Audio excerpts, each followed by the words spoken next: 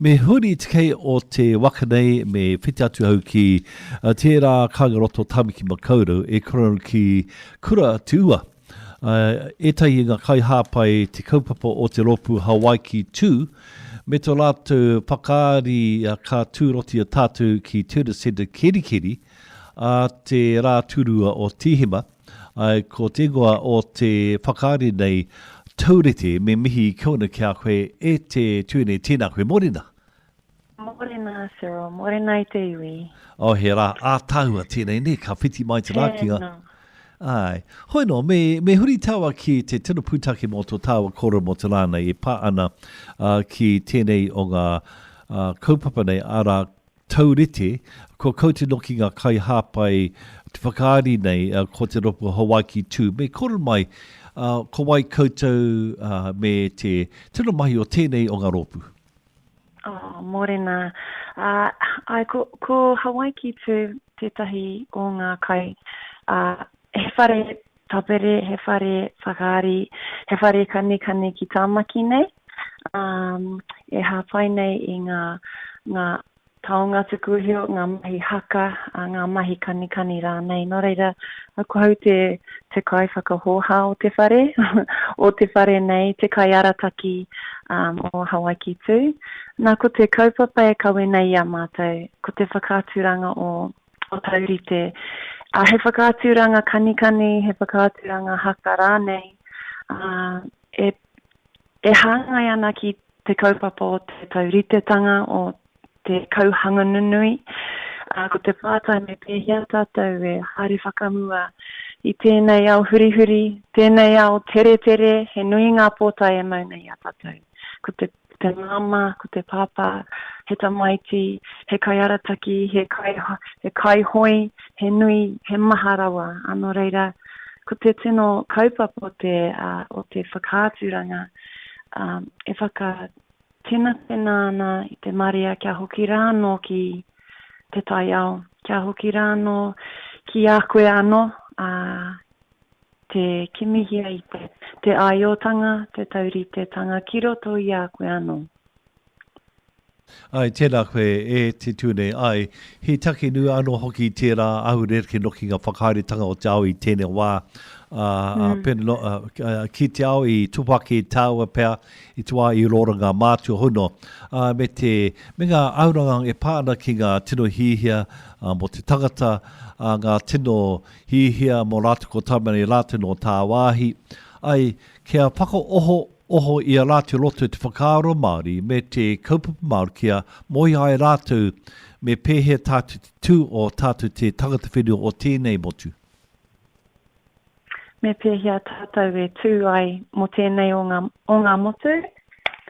Wow, kia hau nei, kia hoki rāno ki te tai ao, e kia nei a paparere atama, kei reira hoki ngā whakatu, kei reira hoki ngā pātai, ngā kōrero, me pēhea tātou te hoki mai, kia noho tau, rite ki roto I a koe anō.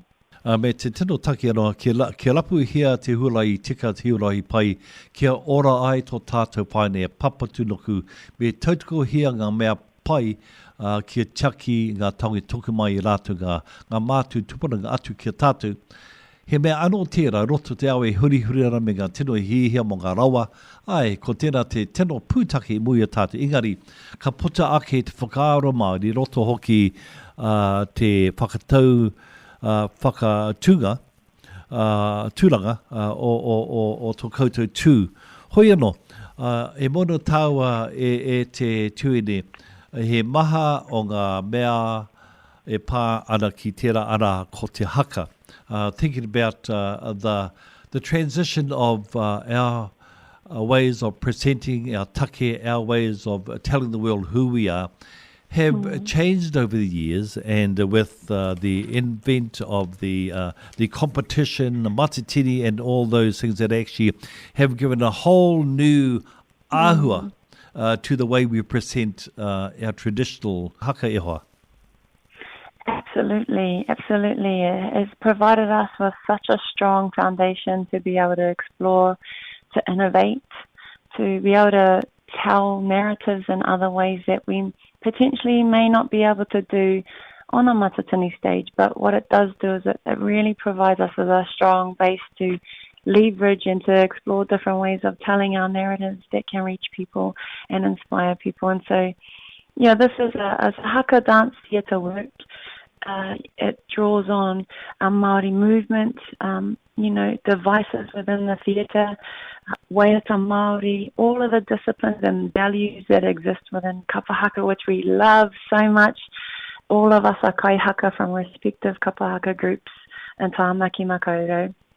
And we would draw in all of those to tell our narratives another way. I think people are ready for this style of presentation now, as opposed to maybe 20 years ago when we were just kind of delving into the world of the likes of Maui, One Man Against the Gods, the shows that existed back then. But here we're starting to see whānau understanding what's available for them in these spaces. And so it's really, it's such a privilege for us to be able to come to Te Taitokero and share this format of presentation in a way that people can resonate 100% and recognize that it's haka, that the sound is haka, that the movement reflects who we are, and especially the stories that we're wanting to tell, which is that, we all wear so many different hats, from mum, dad, rangatahi. There's so many, and although we might be not moving fast for some of us, but our minds are racing because of the fast pace that we're at. And so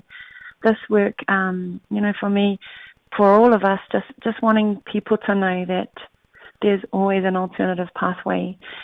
There is always another way. And with what's going on in the world at the moment, how lucky are we to be in a beautiful land where we have the taiao to turn to, where we have each other, but also recognizing that there's a strong pull towards, going down the pathway of,